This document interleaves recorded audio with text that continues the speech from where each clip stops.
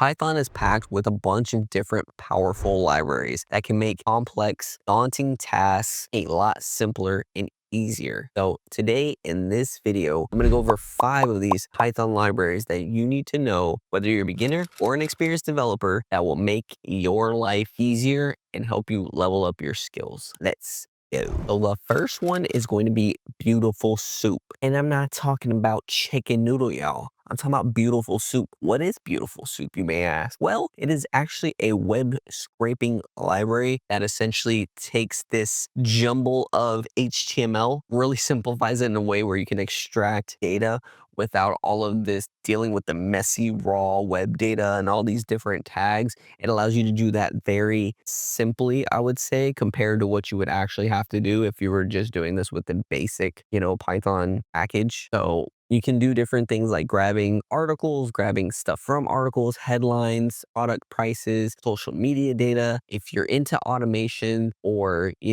this is something that you really are going to want to learn. When I was doing some predictive modeling in the past, web scraping was a key part of it to grab certain numbers and figures and different things to actually feed to my predictive model to actually train it. So that is another way that I use Beautiful Soup personally. There's a bunch of different use cases for scraping web data, especially if you're trying to build a data collection of some sort. So, all right, so here's a simple example of how to use Beautiful Soup. I'm going to import request library, which is actually a pretty good library since I'm doing this video. That's a bonus one. Requests, definitely no requests. It's not the fanciest, but it is very powerful. If you don't know, now you know. Beautiful Soup.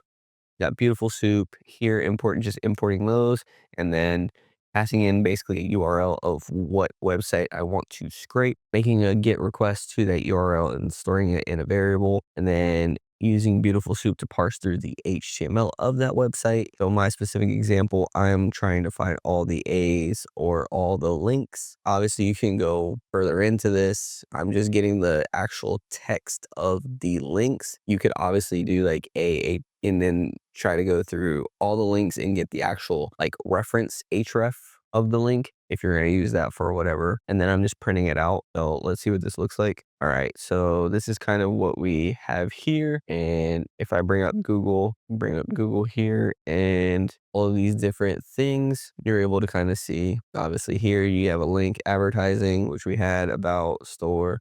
All of these different things are going to come up in that. They're just going to come up as text. Like I said, if you wanted the actual like URL when I hit about, right, then this would be returned if you were looking for like the href. You could do a bunch of different things, but that's just a simple example. So the next one is going to be SQL Alchemy. So this is a ORM essentially. So what is an ORM? It's essentially a object relational mapper. So what does this mean? This means you can essentially interact with a database using Python objects instead of SQL queries. So instead of your code and writing a whole SQL query, you can use Python and just write an object that will essentially be able to be mapped to a database model essentially, and you're able to work with them a lot easier in Python objects rather than having to write a SQL query. So it's very helpful in things like web apps, data pipelines, basically anything that needs structured data storage. SQL Alchemy is going to be a lifesaver. All right, so here's a simple example of how you would use or could use SQL Alchemy. Here I'm just importing a couple things that I'll be using from SQL Alchemy, and then I'm just creating a database engine here, which is just for the example, finding my base class for the models. And then right here is essentially what you're able to do. So like I have a Python class or a data model, and I'm able to use this to essentially do different functions in the database and insert data instead of writing out a whole SQL query and having to do that every single time for every single thing. I can just interact with Python classes or models like this. So the rest of it, I just basically create a table, create a session for interacting with the database, and then I'm going to insert my record, which as you can see, I can just do that by using the object that I have up here, the Python object. And I'm just adding that new user, committing that new user to the database, and then I'm querying it so we can see John at the age of 25. I have some others in here because I was testing before, but so now I have 3 records in the database, and the power is here, like being able to use this in order to insert stuff into the table, like insert data into the table. If you still don't understand the power of SQL alchemy, then what you want to do is do this without it and try to like insert a record without it and then do it this way. Then you'll see the power, because I didn't see the power either when I first stumbled upon it. But this is the key right here, being able to use these objects. And obviously too, the more of these that you have, right, if you're continuously creating users, then you know your SQL query, or if you have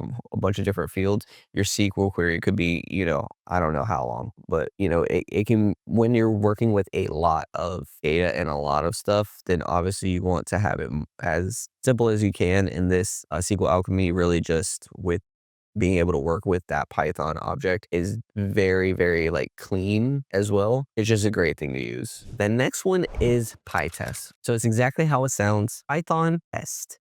Python testing library that is powerful for essentially writing and running tests, makes it super simple to do so. The PyTest, you can catch bugs before they break your project. You can run tests automatically and even do some advanced stuff like mocking and parameterization. So if you're curious about clean, reliable code, PyTest is going to be a non-negotiable. All right, so I have a simple example of PyTest and how it would be used. So right here, I'm just defining a function, an add function. We're just adding two numbers. And then I have another file, a test file, which is essentially just basically breaking down the use cases or the test things I want to test or values I want to test. In this case, it's very easy because we're just adding two numbers. So if you can kind of do math, you can kind of intuitively tell which ones are going to fail, which one like are going to pass. But for different situations, when you're building a big app or with many different functions, then this doesn't become as simple as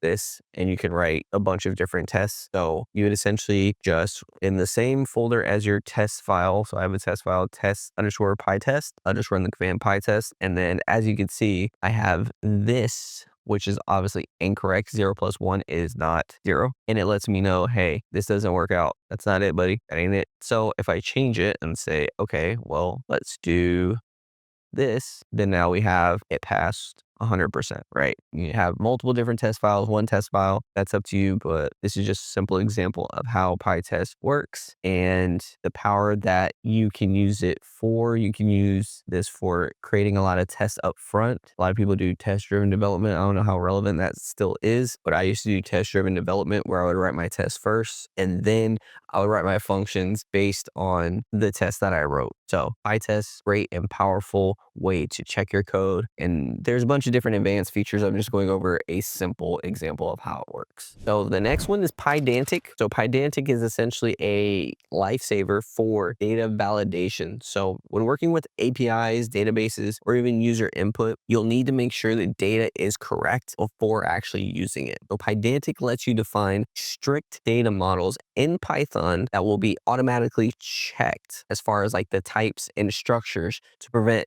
unexpected errors. So I stumbled across Pydantic when using Fast API when I was doing web development. So Pydantic can be used in a bunch of different instances. That's just the way that I stumbled upon it. And it is a lifesaver, and it is great to kind of catch those type errors and those structure, those really annoying errors, okay, that take you forever to figure out. So it's a real lifesaver. It really reduces all those troubles. All right, so for Pydantic, I love this one. So I'm going to show you a quick example. So pretty simple here. We're just going to essentially import base model from Pydantic, and we're going to basically create a data model or a class, a user class, and we are going to specifically, right, this is the power of it right here. We're going to declare what these values should be in the class and inheriting the base model. And from there, what we're able to do is essentially Pydantic is able to automatically validate or invalidate based on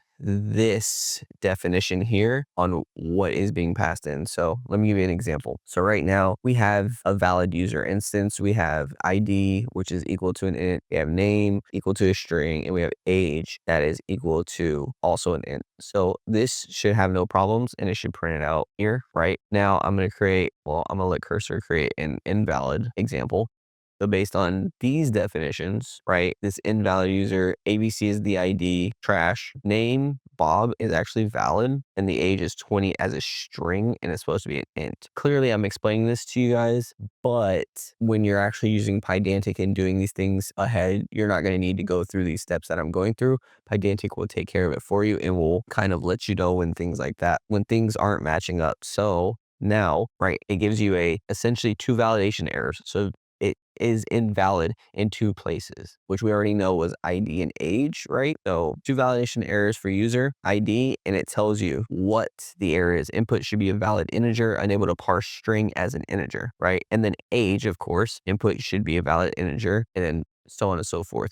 There are some interesting things in Pydantic that you can do. You can also, if you're collecting emails or that type of thing, there is some features in there where it will automatically like validate some email addresses and that type of thing, which is very powerful depending on what you're doing. But here's just a simple example of the power of Pydantic and why I love to use it. This last one is going to be Pandas. What is Pandas? Pandas is essentially a library that is used for data analysis. So when doing data analytics, I use this a lot, and it basically takes anything like spreadsheets, CSV files, any kind of like structured data, and makes it easy to manipulate, analyze, and visualize your data. It kind of puts it in a table in a sense called a data frame, and it makes it very easy to work with all its built-in functionality. And it's essentially the Swiss Army knife of data science and data analytics. So you're able to filter through rows pretty easily. You're able to do a whole bunch of stuff and manipulate the data in a really easy way compared to how you would have to do it without Pandas. All right,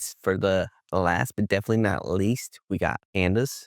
So here's an example of how to use Pandas. Essentially, it works with data frames. Data frames, how I like to think of it, is just another kind of way of thinking about a table or a spreadsheet or anything like that. And so what I did here is I'm importing Pandas PD, and then I'm just basically making a data frame, right? And this is index based. So Alice, 25, that's her age. New York is the city she lives in. Bob, 30, Los Angeles. And then Charlie, 35, Chicago. I'm essentially putting that into a Pandas data frame, right? I'm taking this data, I'm using Pandas and putting it into a data frame. I'm just printing a statement that is just going to print out that data frame here. So now we have it. And as you can see, it has that structure of, a spreadsheet or a table where it has column name, value, that type of thing. So there's other things that you can do with this. Come here and you can look at only the column names, right? Only specific column names. Like here we have column, like the name, and then you have Alice, Bob, and Charlie. So I'm essentially just going in the data frame and pulling out the name part and only showing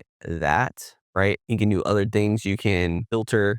I have all this stuff commented out, so I just don't have to type it again and waste time just blowing air. So you can do stuff like this. So you can filter, right, your data frame based on certain criteria. So like we only want people that are older than 28, and then run this, right? I'm only going to get Bob and Charlie because they're the only ones that are over the age of 28. Alice is 25, right? So this is a simple way of how you can essentially use Pandas. Obviously, this is used a lot in data analytics and like data science, and able to manipulate certain values, get rid of certain values based on certain things. So it's actually great. I use this a lot when actually my 9 to 5. So this, if you want to add a new column, you can do things like that. You do a whole bunch of stuff, and this comes in very different use cases, not just in data analytics. You use this in a bunch of different apps. But data analytics is where I first came in contact with Pandas, and the power of Pandas makes it very easy to work with data, large data, and being able to manipulate it kind of easily and quick, adding different columns, that type of thing. So now I just added a column, salary, and you got everybody's salary here. Then you can save the data frame to a CSV file. You can read in a CSV file and work with it, put it into a data frame and start manipulating it, that type of thing. So there's a whole bunch of stuff that you can do with Pandas for data manipulation and those types of things. So that is why it is a must